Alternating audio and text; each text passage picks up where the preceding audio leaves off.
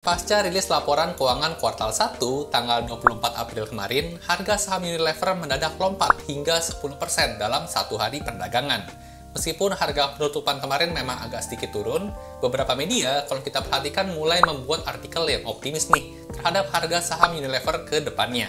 Nah, khusus buat saham Unilever ini, saran saya sih kita perlu hati-hati ya.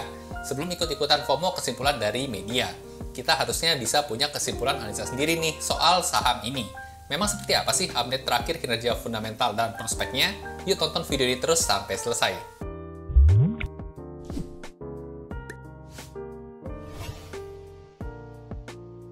Halo dan selamat datang kembali di channel saya, Jonathan Tamrin. Buat teman-teman yang baru pertama kali nonton, di channel ini saya sharing hal-hal seputar saham dari sudut pandang fundamental. Ada analisa saham, ada mindset investasi, dan ada update berita terkini. Jadi buat teman-teman investor boleh banget nih diklik tombol subscribe dan nyalakan lonceng notifikasinya biar gak ketinggalan update-update video berikutnya. Di video kali ini kita bakal lihat kondisi fundamental, valuasi, dan prospek saham Unilever update yang kuartal 1 tahun 2024 yang baru aja rilis tanggal 24 April kemarin. Apakah benar sebagus itu hingga wajar harga sahamnya naik 10%? Atau cukup menarikkah buat masuk invest di harga yang sekarang? Yuk langsung aja kita lihat pembahasannya. Oke, sekarang kita bakal coba bedah kondisi fundamental dan valuasi saham Unilever. Buat analisanya, saya akan gunakan file RDFE ya. Buat teman-teman yang belum tahu, RDFE merupakan singkatan dari Rekap Data Fundamental Emiten. File ini merupakan file Excel yang saya buat sendiri untuk memudahkan saya menganalisa saham tentunya. Berisi rekap data fundamental inti lengkap semua emiten dalam waktu 10 tahun terakhir.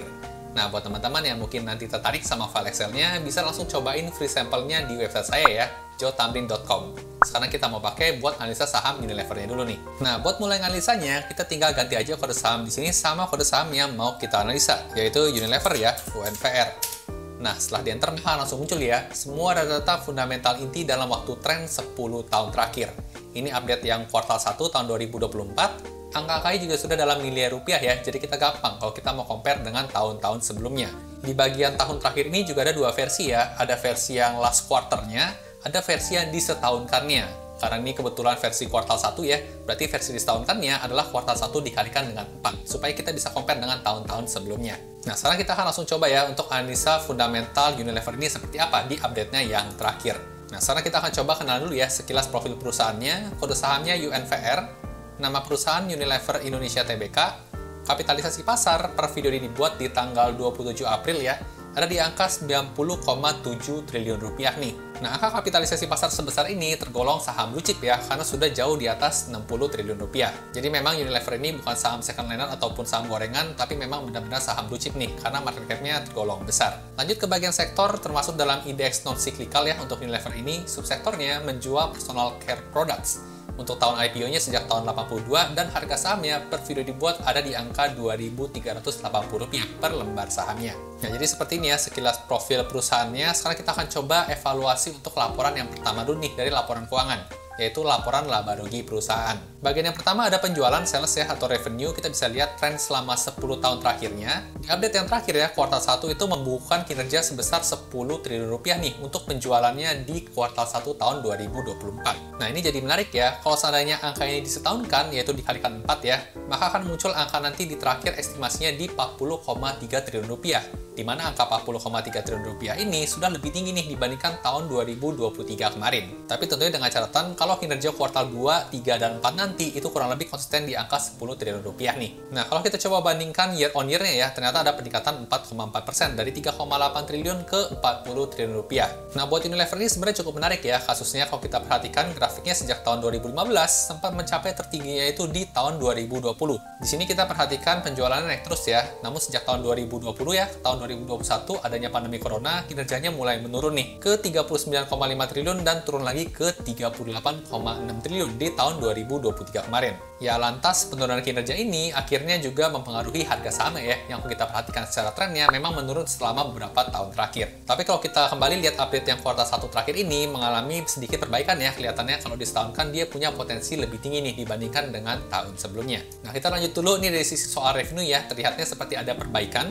Lanjut ke bagian laba kotor atau gross profit, di sini juga kita bisa melihat ada perbaikan ya. year on year-nya berpotensi meningkat sebesar 4,8%. Dari angka tertingginya di tahun 2020 yang mencapai 22 triliun, turun ke 19,6 dan turun lagi ke 19,1 triliun. Tapi di tahun 2024, kuartal 1 kalau disetahunkan, dia berpotensi mencetak angka di 20,1 triliun atau naik 4,88%. Sampai sejauh ini sih kelihatannya menarik ya. UNVR ini terlihat sepertinya berusaha untuk mematahkan tren penurunan kinerjanya. Nah, kita lanjut dulu lagi ke bagian poin selanjutnya, yaitu turunannya laba usaha atau laba operasi. Di sini juga kita bisa lihat ada peningkatan yang lebih cukup signifikan ya, berpotensi meningkat sebesar hampir 20%. Dari 6,2 triliun berpotensi untuk mencetak angka 7,5 triliun nih di akhir tahun 2024. Kalau UNVR ini bisa mempertahankan kinerjanya sampai akhir tahun 2024. Nah, kalau lihat di sini sih memang meskipun adanya potensi peningkatan, tapi masih jauh ya dibandingkan dengan all-time high-nya di tahun 2018 lalu nih untuk laba usahanya perusahaan. Nah, lanjut kita masuk ke poin yang paling menarik ya buat para investor biasanya, yaitu terkait dengan tren laba bersihnya nih. Nah, untuk laba bersih perusahaan ternyata memang sudah terlihat menurun ya sejak tahun 2018 lalu nih. Sempat mencetak angka all-time high untuk net profitnya ya di angka 9 triliun, lalu kemudian tahun-tahun berikutnya konsisten turun nih. Hingga pada akhirnya tahun 2023 hanya mencetak 4,8 triliun rupiah. Nah, ini juga ya yang menurut saya sih jadi faktor terbesarnya mengapa harga saham Unilever meskipun blue chip itu terus turun hingga saat ini. Nah, tapi kita bisa melihat di sini menarik ya, untuk tahun 2024 kuartal satunya itu mencetak 1,4 triliun. Ketika disetahunkan dia berpotensi mencetak 5,7 triliun, yaitu sudah lebih tinggi nih dibandingkan dengan kondisi tahun 2021.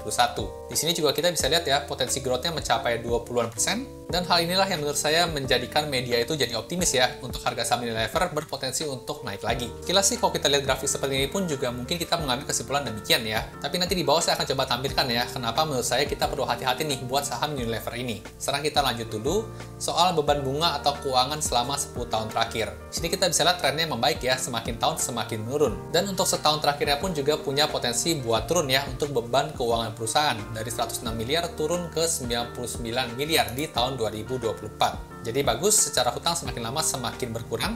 Nah, lanjut kita ke bagian yang saya mau sampaikan ke teman-teman ya, soal tren EPS nih untuk setiap kuartalnya selama 4 tahun terakhir. Nah, kita bisa lihat ya, tren earning per share selama tahun 2021, 2022, 2023, dan tahun 2024. Nah, dari bagian ini kita bisa temukan pola yang menarik ya. Pola apakah itu? Polanya adalah kuartal 1 dari Unilever ini biasa membukukan kinerja lebih baik dibandingkan dengan kuartal-kuartal setelahnya. Kita bisa lihat ya, untuk tahun 2021 terbaiknya adalah kuartal 1, mencetak 45 EPS-nya. Sedangkan untuk kuartal-kuartal setelahnya di bawah 45 ini. Lanjut untuk kuartal 2-nya juga demikian ya, di mana kuartal 1-nya itu mencetak lebih tinggi dibandingkan dengan kuartal-kuartal setelahnya. Nah, untuk tahun 2023 kita juga bisa lihat ya, untuk tertingginya di 37, sempat hampir menyusul tapi ternyata pada akhirnya juga turun juga. Nah, kalau kita sudah melihat pola seperti ini ya di 3 tahun sebelumnya, bagaimana dengan pola tahun 2024?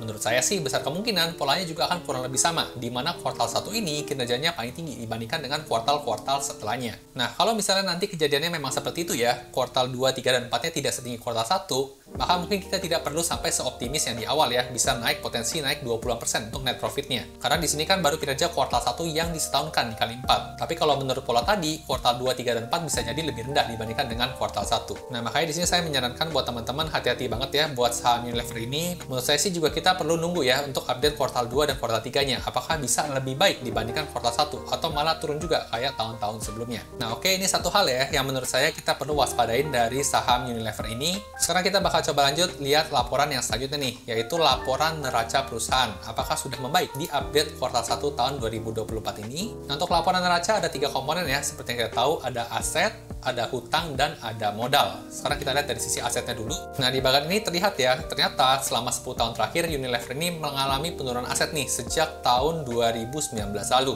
Konsisten turun sampai akhirnya tahun 2023. Tapi di update yang terakhir ini menarik ya, mengalami peningkatan aset lagi nih, menjadi 18,3 triliun atau naik 10,07%. Nah, peningkatan aset ini merupakan hal yang bagus ya dari sebuah perusahaan, bisa jadi juga tanda-tanda bahwa perusahaan sudah kembali pulih. Nah, ini soal asetnya, kesimpulan yang bisa diambil adalah membaik ya di tahun 2024 ini. Sekarang kita bakal coba lihat pecahannya. Untuk aset ini ada aset lancar dan tidak lancar.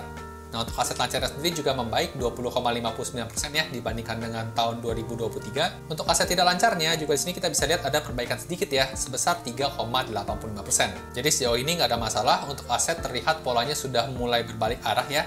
Sekarang kita akan lihat dari sisi hutang perusahaan atau liabilitas. Nah, untuk hutang Unilever sebenarnya sempat bagus ya untuk turun dari tahun 2020 sampai tahun 2023. Namun di tahun 2024 kemarin ya, ternyata ada mengalami peningkatan lagi nih untuk hutangnya menjadi 13,4 triliun. Atau naik 1,62%. Menurut saya masih oke ya untuk naiknya tipis aja di sini, dan kita akan lihat pecahannya untuk jangka pendeknya mengalami peningkatan tipis juga 1,5%, dan untuk hutang jangka panjangnya juga mengalami peningkatan ya hampir 2% nih.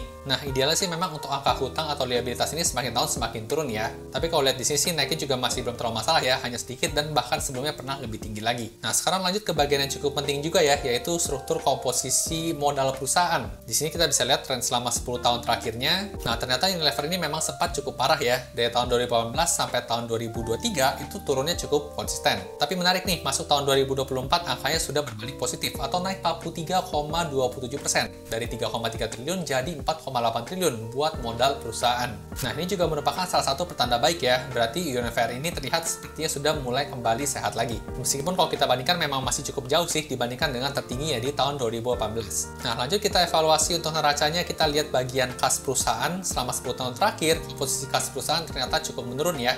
Di tahun 2023 kemarin tertinggi sampai 1 triliun duit kasnya, sekarang tinggal 400 miliar aja. Nah, menurut saya sih nggak ada masalah ya. Buat total kas ini memang idealnya nggak terlalu kebanyakan.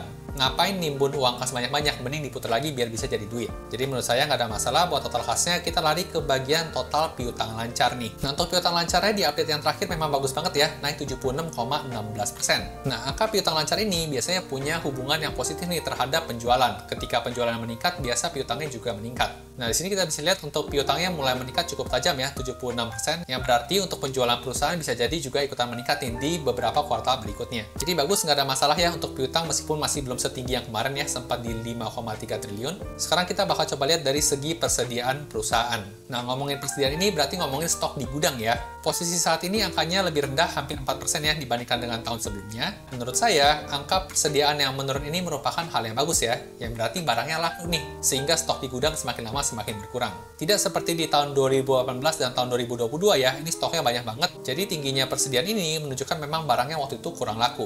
Lanjut kita evaluasi lagi ya soal nilai buku per lembar sahamnya selama 10 tahun terakhir. Di sini kita bisa lihat drop cukup signifikan ya dari tahun 2019 ke tahun 2020-nya. Nah, hal ini bukan karena perburukan kinerja ya, karena memang di tahun 2020 itu seperti kita tahu UNVR itu melakukan stock split nih.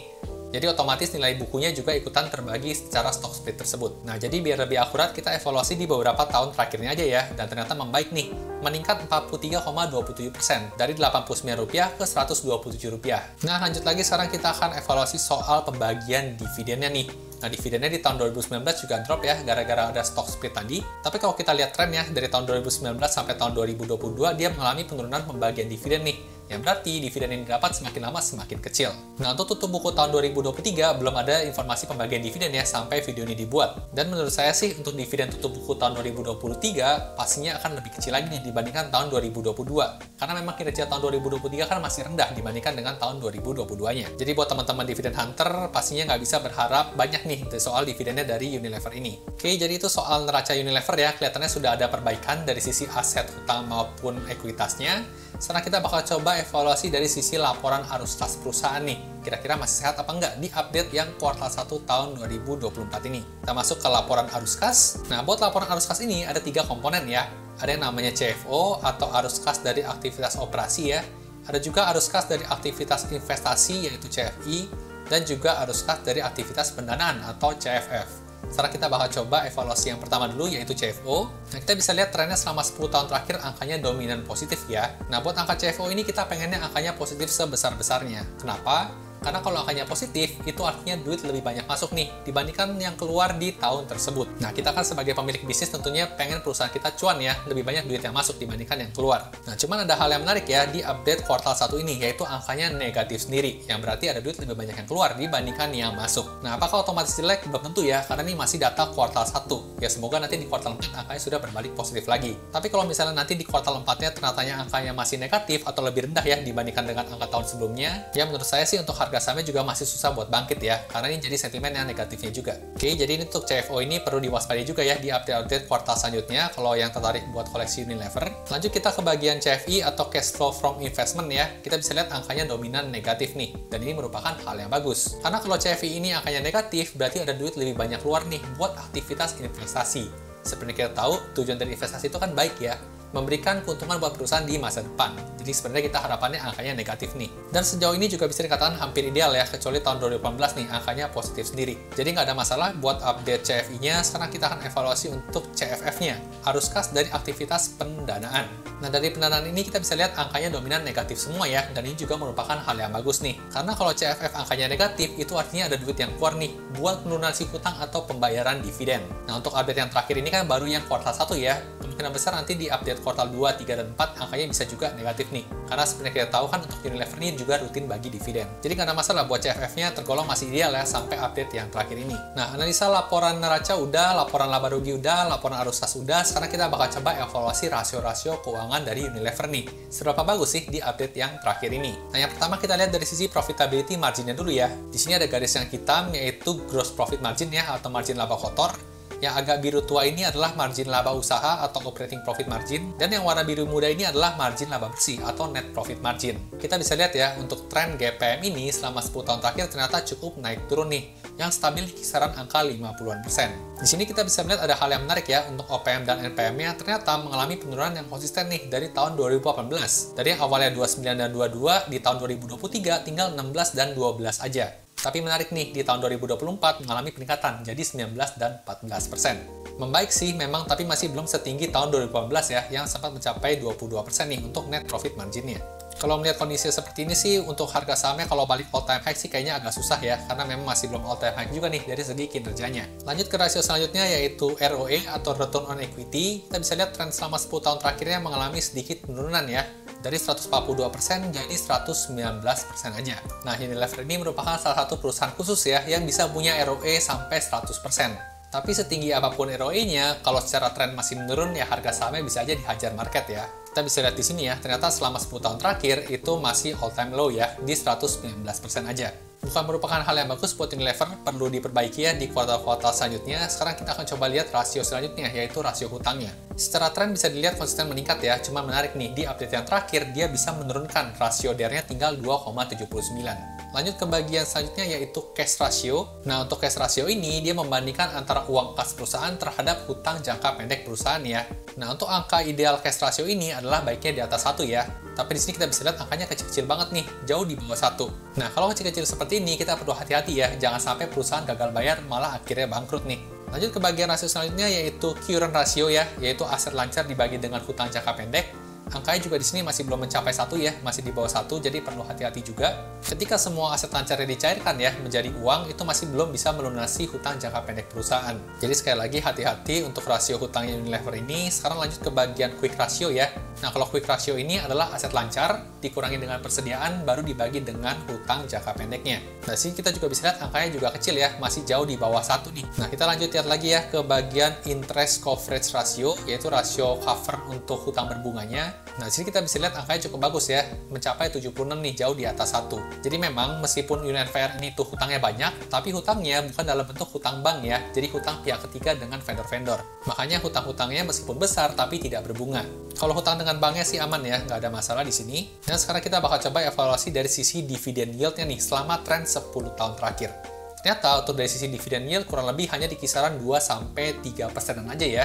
Jadi memang secara angka juga masih kecil ya dibandingkan dengan bunga deposito. Jadi buat teman-teman dividen hunter mungkin nggak cocok ya sama saham Unilever ini karena dividennya tergolong kecil. Oke, sampai sejauh ini kita sudah update kondisi fundamental Unilever ya. Untuk laporan laba ruginya perlu waspada soal EPS-nya. Kemungkinan nanti kuartal 2, 3, dan 4 itu bisa mengalami penurunan ya, lebih rendah dibandingkan dengan update kuartal 1-nya. Kemudian dari sisi laporan neraca, tadi juga kita bisa lihat ya, ada perbaikan nih dari sisi aset dan modal perusahaan. Untuk laporan arus kas ada satu ya, yang perlu diwaspadai, yaitu arus kas operasionalnya. Dan yang terakhir dari rasio-rasio valuasi ini, kita bisa lihat adanya penurunan beberapa rasio ya, seperti contohnya rasio ROE dan beberapa rasio hutang yang terlihatnya masih cukup bikin waspada. Nah, baik lagi, kalau ngomongin soal harga saham selama beberapa tahun terakhir ini selalu turun ya untuk Unilever ini. Kecuali kemarin nih, sempat naik 10% sendiri. Nah, tentu pertanyaan selanjutnya adalah harga sahamnya saat ini ya, apakah tergolong murah, under value, harga wajar atau sudah kemahalan atau overvalue. Nah, buat jawab pertanyaan itu, kita perlu lihat rasio valuasi nih, yang ada juga di sini. Sekarang kita bakal coba cek ya, rasio valuasinya ke bagian atas. Kita pindah ke rasio valuasi.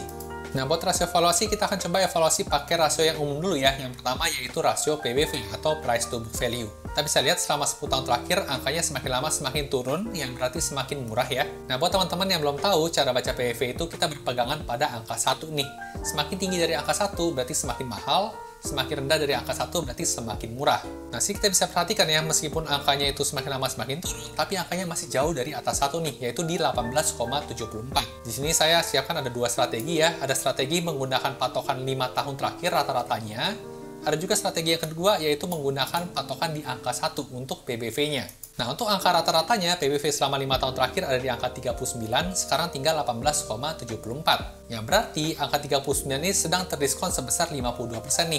Dan kalau misalnya angka 18 ini balik ke angka 39, berarti dia punya potensi gain sebesar 109% dari harga saham saat ini. Yaitu dengan target harga jual di 4.990 yang tergolong under value, kalau pakai strategi yang pertama ini. Kalau pakai strategi yang kedua ya, angkanya itu kita ibaratkan balik ke angka 1, berarti dia punya potensi loss nih sebesar 94%. Dan harusnya harga sahamnya cuma 127 perak aja, yang otomatis menjadi overvalue ya dalam hitungan saat ini. Nah, untuk kasus Unilever lebih baik pakai strategi mana, yang ini atau pakai yang ini? Nah, jawabannya menurut saya karena Unilever ini perusahaan blue chip ya, kita akan lebih cocok pakai valuasi yang sebelah kiri ini nih. Jadi memang secara bacaan PBV itu tergolong undervalue, tapi tentunya dengan catatan ya, kinerjanya juga harus bisa kembali nih ke kondisi waktu saat tinggi kemarin. Kalau kinerjanya sampai saat ini aja masih menurun dan kedepannya itu nanti masih menurun, maka jangan harap untuk harga sahamnya juga bisa balik ke atas lagi. Karena di sini buat harga sahamnya naik, fundamental itu harus nomor 1 dulu ya. Jadi fundamental bagus, baru ngomongin harga. Tapi tadi kita bisa lihat ya, untuk update yang terakhir masih belum cemerlang banget sih menurut saya ya buat Unilever.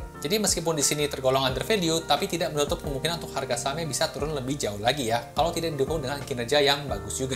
Oke, jadi ini untuk rasio valuasi yang pertama ya, PBV. Kita coba bandingkan dengan rasio valuasi selanjutnya, yaitu PE ratio atau Price to Earning ratio. Selama 10 tahun terakhir juga trennya menurun ya, semakin lama semakin murah nih. Nah, kalau PBV tadi itu patokannya di angka 1, PE ratio sekarang patokannya di angka 10 nih. Semakin tinggi dari 10, semakin mahal, semakin turun, semakin murah. Nah, meskipun sudah turun ya, tapi angka terakhir masih di atas 10 nih, yaitu di angka 15. Yang berarti menurut strategi yang kedua ini tergolong overvalue, tapi kalau kita pakai strategi bandingkan dengan 5 tahun terakhir, itu tergolong undervalue ya, dengan angka seharusnya di 28,7. Yang berarti punya potensi gain sebesar 83% dengan target harga jual di Rp4.360. Pakai yang mana, yang kanan apa yang kiri? Menurut saya sama ya, mendingan pakai yang kiri, tapi itu tadi catatannya, kinerja keuangannya harus meningkat dulu. Nah, ini rasio PE ratio ya. Lanjut kita juga ada perbandingan menggunakan price to earning growth, tapi sini kebetulan kita nggak bisa pakai ya, karena growth Unilever ini tergolong negatif. Jadi yang kayak di sini kita nggak bisa pakai. Nah, lanjut lagi ke rasio selanjutnya, yaitu price to cash flow ratio ya. Ini juga kita nggak bisa pakai ya, karena di update kuartal 1 tadi angkanya negatif nih untuk CFO-nya. Jadi untuk rasio valuasi ini juga kita masih belum bisa kita pakai. Nah, yang terakhir buat pembanding, saya juga biasanya pakai rasio valuasi EPS growth nih. Nah, kalau pakai EPS growth ini ya, sesuai perhitungan, ternyata harga saham ini tergolong overvalue juga nih. Dengan target harga jualnya sebenarnya cuma di Rp1.075 aja. Sekarang di Rp2.380. Jadi saham Unilever ini masih tergolong overvalue ya. Menurut saya sih untuk Unilever ini kuncinya cuma satu. Yang penting kinerja keuangannya itu bisa konsisten kembali meningkat lagi. Otomatis harga sahamnya juga bakal balik ke harga rata-ratanya lagi nih selama 5 tahunannya. Jadi kesimpulan dari saya pribadi sih untuk saham Unilever ini, menurut saya akan lebih baik untuk di wait and see dulu aja. Lihat dulu nanti update kuartal 2 dan kuartal 3 seperti apa. Jika memang terkonfirmasi sudah mengalami perbaikan, barulah jadi layak investasi lagi buat saham Unilever ini. Tapi tentunya seperti biasa ya, saya disclaimer dulu, tujuan dari pembuatan video ini bukan untuk memberikan rekomendasi beli atau jual suatu saham. Jadi sini saya hanya pure ya, men-sharingkan temuan-temuan yang saya temukan menarik, tapi buat beli atau jual suatu saham, teman-teman tetap harus ngerjain PR sendiri, atau do your own research. Oke, jadi itu tadi hasil sharing analisa fundamental dan valuasi saham Unilever versi saya. Buat teman-teman yang tertarik sama file Excel RDV-nya, saat ini RDV baru aja rilis update terbarunya, yaitu kuartal 1 tahun 2024 yang tadi. Dan sudah ada sekitar 45 emiten nih yang rilis laporan keuangan kuartal 1-nya. Seperti contoh saham Sido, Auto, dan BBRI, mereka juga sudah rilis. Nah, buat update minggu depan harusnya sudah bakal ada ratusan lagi nih yang sudah rilis. Buat teman-teman yang pesen, bakal dapat free update berkala nih. Minimal 1 kali setiap minggunya sampai lengkap data 800-an plus laporan keuangan kuartal 1 emitennya. Teman-teman juga boleh coba file sampelnya dulu gratis. Langsung aja download di website saya jotamrin.com. Jadi kalau cocok, bisa langsung pesan aja. Untuk pemesanan boleh langsung aja via website dan lagi ada diskon gede nih, 30% terbatas setiap harinya selama 2 minggu ke depan. Pakai kode voucher diskon 30 terbatas untuk langganan tahunan dan diskon 10% dengan kode diskon 10 terbatas buat yang langganan 1 kuartal. Oh ya, just info, saya jarang-jarang nih ada diskon buat produk ini. Ini karena momen baru launching website juga nih, jadi biar semua seneng lah. Sekali lagi, untuk kuotanya terbatas, jadi kalau vouchernya udah nggak bisa dipakai, ya berarti sudah habis. Bisa langsung dicoba lagi di keesokan harinya. Buat info lebih lengkapnya lagi, cek kolom deskripsi di bawah ya. Nah, gimana nih teman-teman setelah dengan analisa tadi, seberapa setuju dengan analisa saya yang tadi? Atau ada yang punya pendapat lain? Tuliskan pendapat dan komentar teman-teman di kolom komentar di bawah ya, dan bisa kita diskusin lebih lanjut lagi. Suka video seperti ini? Jangan lupa di like dan bagikan ke teman-teman investor lainnya ya, supaya makin jago invest sahamnya. Sampai jumpa di video berikutnya.